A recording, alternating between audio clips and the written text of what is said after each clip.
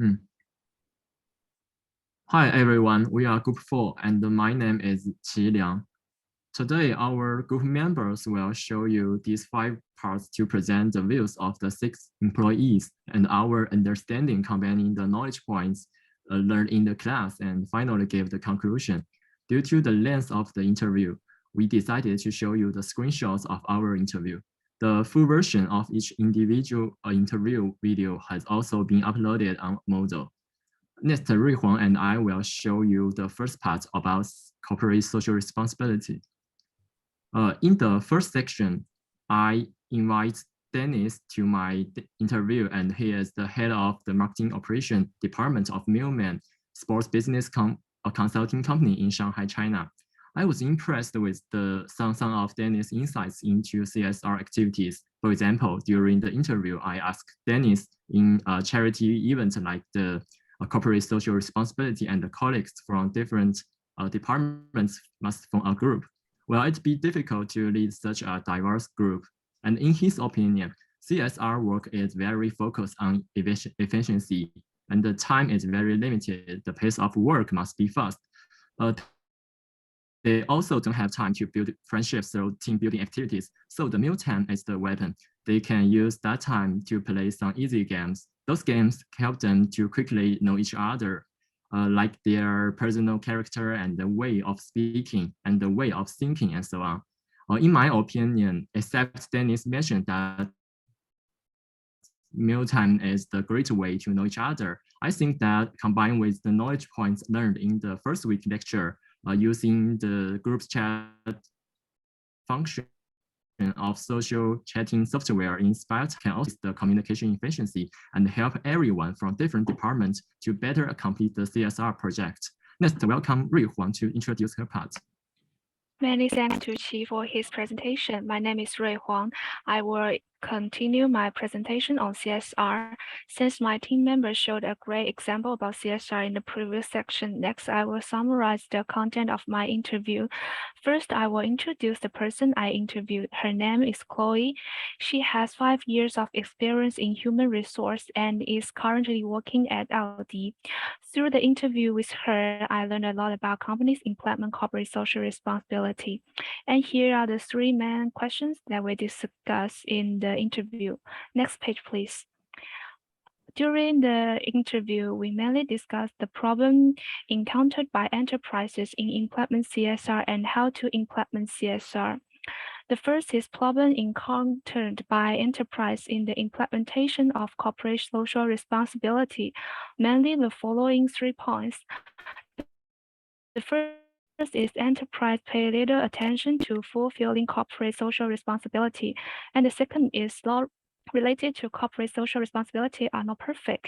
And the last one is indicate management of employees. Next page, please. And the next part is about how companies should better implement corporate social responsibility, mainly the following 3 points. The first one is discipline employees with appropriate standards, and the second is actively implement corporate public relations strategy and establish a good image. And the last one is less focus on profit. And companies need to customize a more complete strategy for these 3 perspectives to better implement corporate social responsibility. That's all my part about the presentation. Let's welcome my next teammate. Hi, guys. I'm Ao Liu. I will say the leaders give me many suggestions, such as how to improve leadership and management skills and how to get along with employees. Build your vision. Be sure to build a true vision of the values. You should clearly point out your direction or progress, state your values briefly and comprehensively, and express your values directly. That is a criteria for actions in the instructor. Determine your leadership styles, knowing your personality and what type of leader you are will help you and others determine where, when, and how to take the best action so that they can focus on time and precision and achieve the goals you set for them. Track the development progress of your leaders. The leader should record your actions and results, summarize them regularly, and reflect on what you have learned and the change you have made. Recruit and return the right talent first. Determine what skills you have in order to succeed in your commercialization, and they recruit such talent accordingly. Transformation will make them loyal to their mission, happy and beyond the expectation of others. You need to improve your speaking and listening skills in order to understand the voice of the staff. Once you find a place that needs improvement, you should take action immediately. Okay, that's my part. So hi, I'm Shuang Ko. I think leaders should regard leadership as a responsibility, not a position or privilege.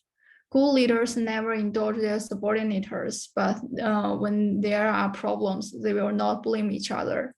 Leaders hope to have an effective assistant, so he encourages, urges, and sincerely praises them. Because he's ultimately responsible for the mistake of the colleague and subordinates, he will also regard the victory of his co-workers as his own victory rather than a threat. He is not afraid of the standing abilities of his colleagues. Those leaders who are afraid that they will only be threatened for their stature are wrong. So effectively, leaders know that the most important task of leaders is to develop people's abilities and use their foresight. Finally, a successful leader also needs to win trust. Otherwise, he will not have followers. The only definition of a leader is to have followers. A great leader is not based on intelligence, but on consistency of words and deeds. Next one, please. Thanks, Sean. In the part of individual interview, I invited Eric, who has 5 years of leadership experience, to join me as well as my group member Raina to observe and take notes during the interview. The good leader, Eric, is now a senior manager in Zhongtai Security, which is a large general listed brokerage firm and responsible for issuing bonds to corporates and governments. During the interview, Eric told me that one of his most impressive experience was how to deal with cultural diversity. And then Eric said the most difficult thing would be finding a work and life balance. For example, on what was supposed to be a weekend off, he had to call his old classmates and cancel the dinner because his boss asked him to participate in a project. This was a case of work and life not being in balance. Eric's advice of how to manage work-life issues was to learn to say no to less important things, freeing up time and energy to say yes. Taking some breaks, such as a short lunch break, can improve concentration and reduce stress. Stay involved and take part in company activities to make your work feel more enjoyable. What's more, he mentioned several other ways in which you can improve your work and life balance. For example, maintaining good communication with your family and paying more attention to the people who are worth spending time with. Start small and improve your eating habits. Healthy behaviors can support your personal well-being. At the end of the interview, Eric explains that the most crucial reason for the above approach to be effective is that you have to find out what your problem is, then analyze it specifically for the specific problem, and finally find the right approach and test it in practice. Okay, now let's welcome Cedric. Thank you, Jingli. People who can turn their interest into a career are happy and lucky because it is easier to succeed in doing what they love. And Jennifer, the interviewee of this project, as the founder and perfumer of the fragrance brand, Otora, which means that she has a relatively bigger team to guide and lead.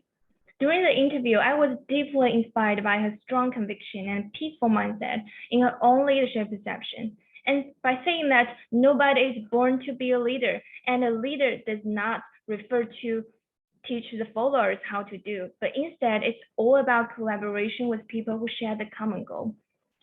So, and she also mentioned that as a mother-to-be now, she is lucky enough to turn work into part of her life as a perfumer and entrepreneur. For her, being pregnant is no longer a barrier of her career development, but bring more inspiration. Plus, we discussed about the workplace dilemma for female leaders as well. She emphasized that women should not put ourselves in a delicate position, or I may say a weaker position. Instead, I am suggested to drop out the gender issue, be open-minded to express and absorb ideas with sincerity. What touches me most is the interview is actually built on a fairly equal basis. When I'm not just a listener, I'm more involved in the discussion and and we grow together to be better, just like her leadership perception, which someday I will reach that kind of level to perfectly balance my work and life.